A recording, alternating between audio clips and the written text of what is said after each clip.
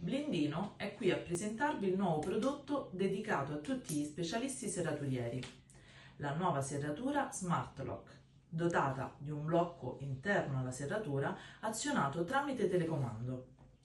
Ma vediamo insieme il suo funzionamento. Dopo aver chiuso con la chiave, azioniamo il telecomando e blocchiamo la serratura. Chiunque apre tramite chiave o tenta di effettuare un'infrazione, la serratura va in blocco. Sbloccare la serratura è semplice. Utilizziamo il telecomando pigiando sul tasto sblocco, così da poter aprire la porta blindata. È così che potete dire addio definitivamente ai topi d'appartamento.